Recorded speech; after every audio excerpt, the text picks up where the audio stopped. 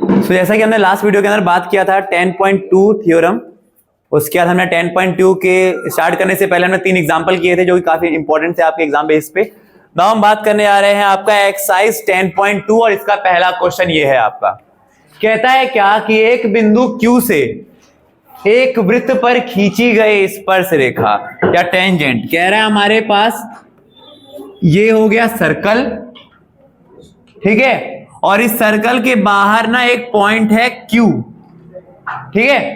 तो एक सर्कल के बाहर एक पॉइंट Q है और इस पॉइंट Q से हमने एक टेंजेंट लाइन स्पर्श रेखा ड्रॉ की है, ठीक है, जिसकी लंबाई कितनी है 24 सेंटीमीटर। कितनी है 24 सेंटीमीटर, ठीक है।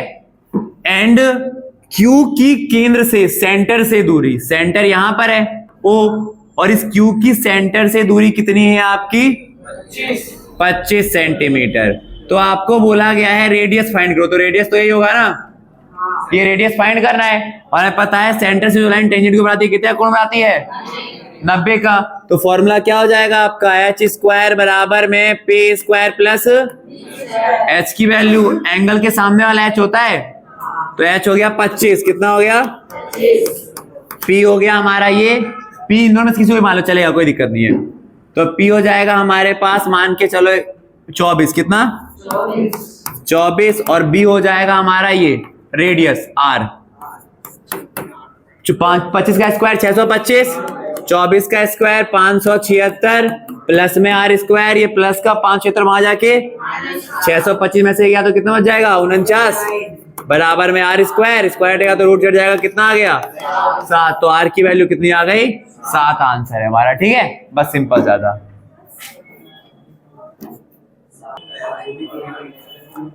अब हमारे पास क्वेश्चन नंबर 2 है जिसका आपके पास फिगर ये दे रखा है इस क्वेश्चन के अंदर, और आपको बोला गया है फाइंड करना है PTQ, PTQ यानी ये फाइंड करना है, ठीक है।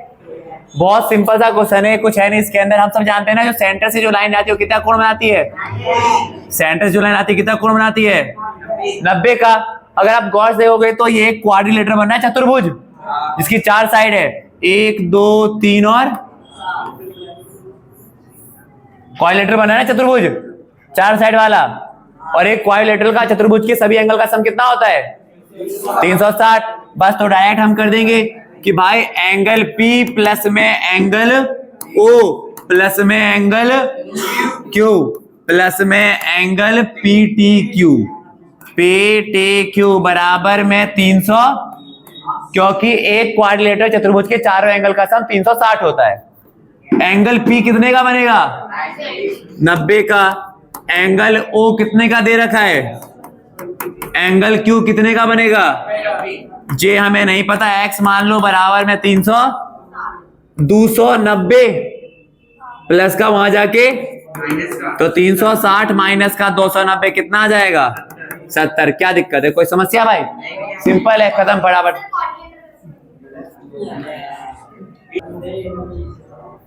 दो हो गए, अब तीसरा क्वेश्चन।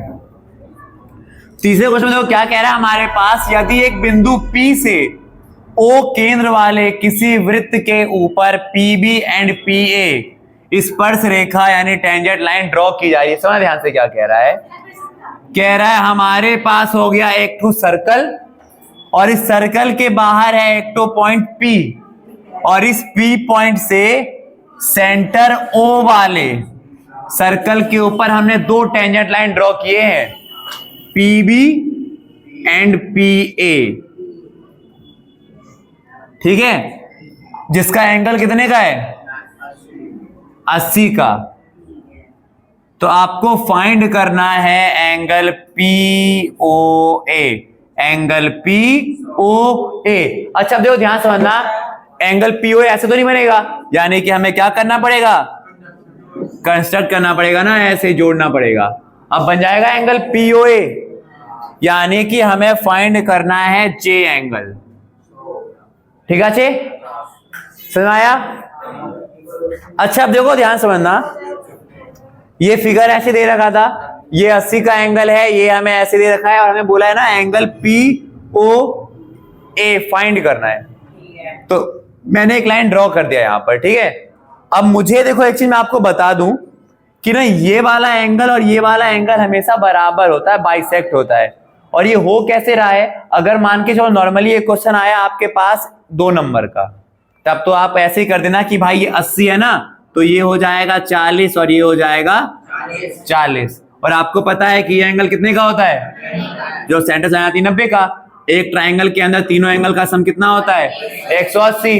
तो 90 और 40 130।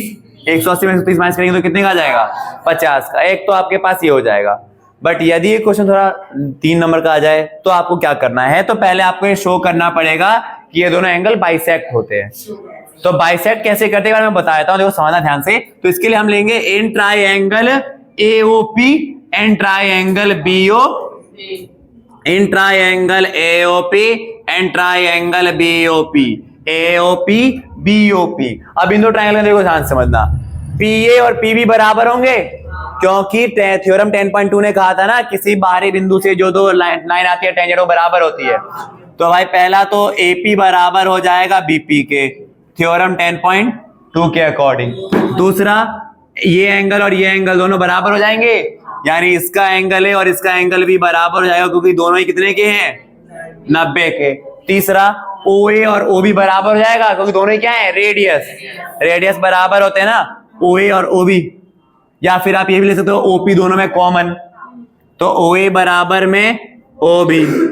ये क्या हो गया, रेडियस है, क्या है, तो बन गया ना साइड एंगल। और तो लिख देंगे बाई साइड एंगल, साइड से ट्राइंगल एओपी कॉन्ग्रुएंट हो गया ट्राइंगल बीओपी के।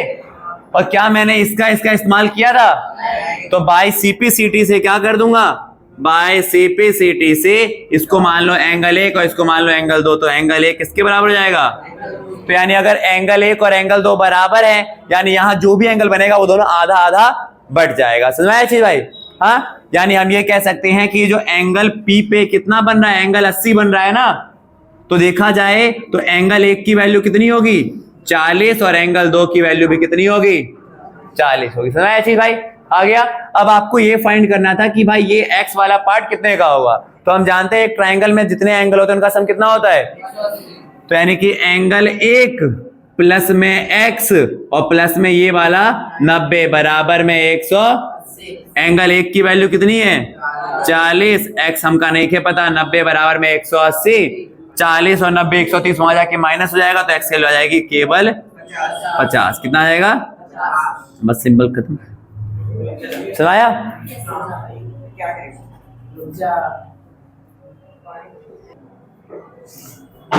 अब हमारे पास क्वेश्चन नंबर 4, जिसके अंदर आपके पास ये बोल गया है क्या कि हमारे पास ना एक तो सर्कल दे रखा है, चुप रहो, ये हो गया हमारा सर्कल,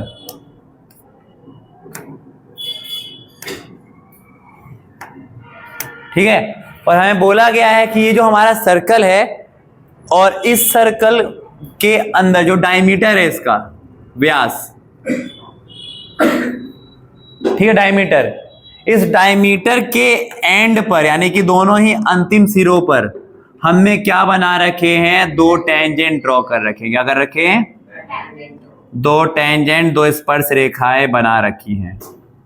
आपको यह प्रूव करना है कि यह दोनों क्या है, पैरेलल है। सबसे इजी क्वेश्चन है इस चैप्टर का, सबसे इजी, हो गया खत्म। हमें दो तो यानी कि सॉल्यूशन में अगर देखा जाए तो हमें प्रूफ क्या करना है, तो मुझे प्रूफ ये करना है ना कि भाई एक्स वाई जो है वो ए बी के पैरेलल है। यही प्रूफ करना है कि ये लाइन और ये लाइन पैरेलल है, समांतर है। हम सबको एक बार पता है कि सेंटर से जो लाइन आती है वो कितना कोण बनाती है, सेंटर जो लाइन आती है कितना कोण बनाती है। अगर आप देखोगे तो ये एंगल और ये एंगल क्या हो गए, और ये क्या बन रहा है, और ये कब पॉसिबल है, जब 2 लाइन क्या होती है, बस खत्म, हो गया प्रूफ, हो गया प्रूफ। समझ आया भाई, मैं फिर बता दूं, देखो हमने देखा कि भाई ये एंगल कितने का है, ये एंगल भी कितने का है, और ये क्या बन रहा है, जेड पे बन रहा है, अल्टरनेटिव एंगल, एकांतर अंत है कोण। और ये तभी पॉसिबल होता है जब 2 लाइन क्या होती है, आपस में पैरेलल होती है। या फिर अगर आपको ये नहीं करना तो आप ये भी कर सकते हो कि ये कितने का है, ये वाला भी कितने का है, तो एक ही तरफ के दोनों एंगल का सम भी 180 होना, कोइंटीरियर एंगल जो होता है। वो भी लाइन पैरेलल होते तभी पॉसिबल है। समझ में आया चीज? बस सिंपल।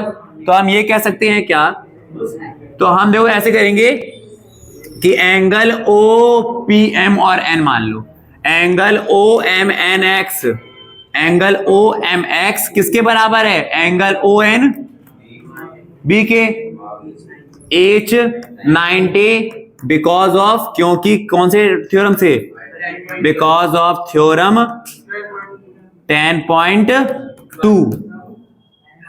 10.2 थ्योरम, 10.1 बहुत बढ़िया। क्या नाम है आपका? वैभव। ठीक है। तो देखो थ्योरम 10.1 यही कहता है ना, सेंटर से जो लाइन आती है वो क्या होती है, 90 का कोण बनाती है, परपेंडिकुलर होती है। तो थ्योरम 10.1 के अकॉर्डिंग प्रमेय 10.1 के अनुसार है, या तो आप ऐसे लिख सकते हो, अदरवाइज आप ये भी लिख सकते हो कि the lines coming from the centre at the tangent are perpendicular. जो लाइन केंद्र से आती है वो 90 का कोण बनाती है। इसके कारण and from observing equation first we notice that it become alternate interior angle. तो इस समीकरण एक को अवलोकन करने पर यह पाया गया कि यह क्या बन रहा है, अल्टरनेट इंटीरियर एंगल, एकांतर अंतः कोण बना है, और यह तभी पॉसिबल है। So it is possible when AB is parallel to XY। यह संभव है यदि AB क्या होगा, XY के समान। ठीक है?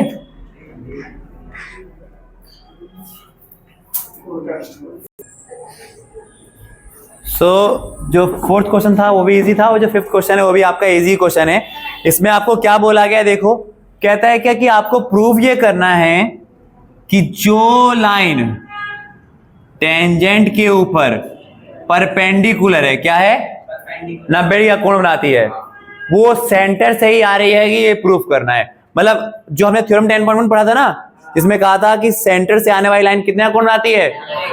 अब इसका उल्टा पूछा गया आपसे कि जो लाइन परपेंडिकुलर है वो सेंटर से आएगी, ये आपको प्रूफ करके दिखाना है। तो मतलब थ्योरम 10.1 ये कहता था ना हमारे पास कि जो लाइन सेंटर से आ रही है वो 90 का कोण बनाती है, ये तो हमने प्रूफ कर दिया। अब इस बार आपको ये प्रूफ करना है कि जो 90 का कोण बना रही है जो लाइन, वो सेंटर से आ रही है, कैसे करोगे? बहुत बढ़िया, बहुत बढ़िया, वेरी गुड। देखो मतलब कह रहा है हमारे पास, क्या समझना ध्यान से, हमें ये बोला गया है क्या कि जो लाइन परपेंडिकुलर है, 90 डिग्री का कोण बना रही है, वो सेंटर से ही आ रही होगी, कैसे, ये आपको प्रूफ करना है। इसको भी प्रूफ करने के बहुत सारे तरीके हैं, जैसे उस वाले क्वेश्चन को देना पिछले वाले को, इसको भी करने के बहुत तरीके हैं।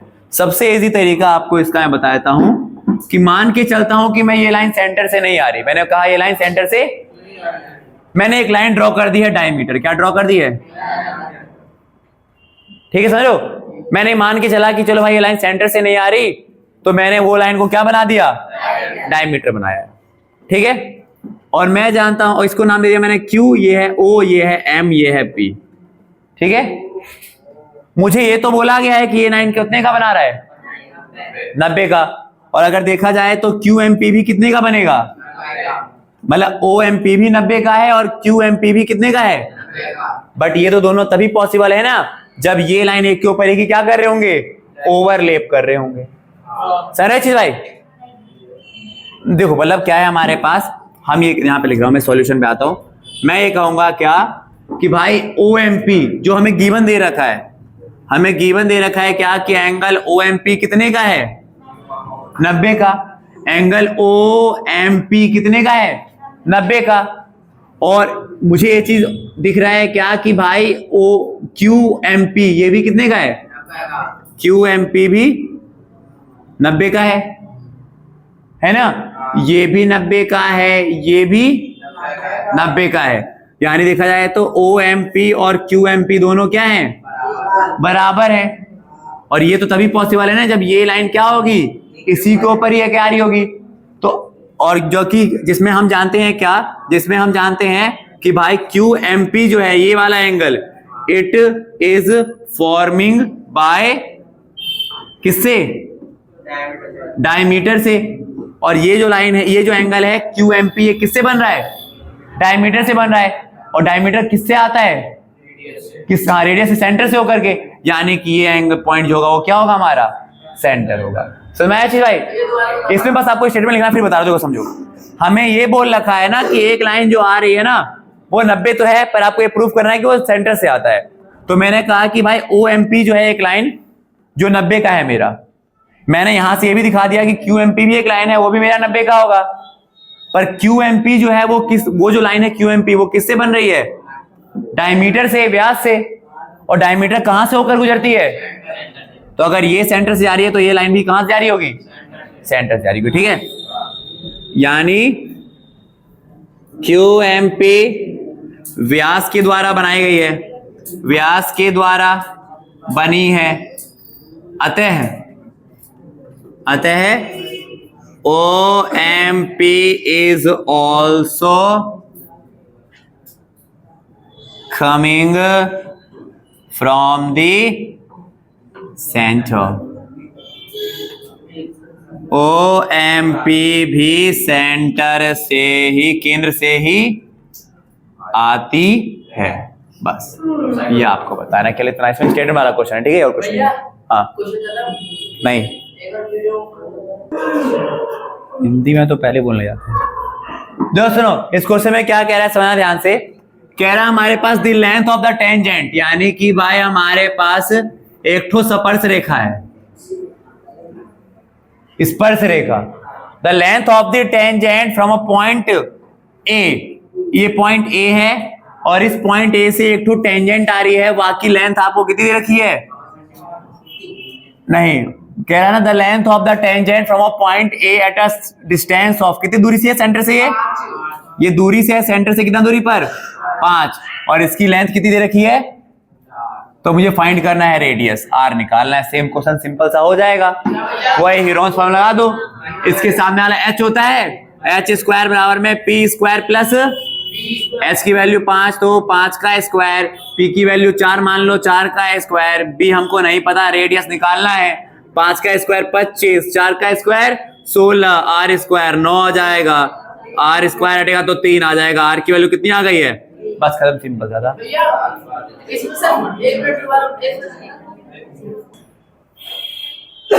मतलब सिंपल सा क्वेश्चन है। इस क्वेश्चन के अंदर आपको ये बोला गया है कि एक स्पर्श रेखा जो ए से आ रही है ना, उसकी लेंथ जो है वो कितनी है, 4 सेंटीमीटर, और सेंटर से, केंद्र से जो उसकी दूरी है कितनी है, तो आपको आर निकालना है। तो सिंपल सी बात है, इसके अंदर लग जाएगा आपका पाइथागोरस थ्योरम लग जाएगा। एंगल के सामने वाला एच होता है, एच स्क्वायर बराबर में P square plus B square, value put करके हमारा आंसर आ गया। आर 2 आएगा ना, क्योंकि यहाँ पे 9 है, तो 9 का स्क्वायर 2 नहीं होता, 3 होता है।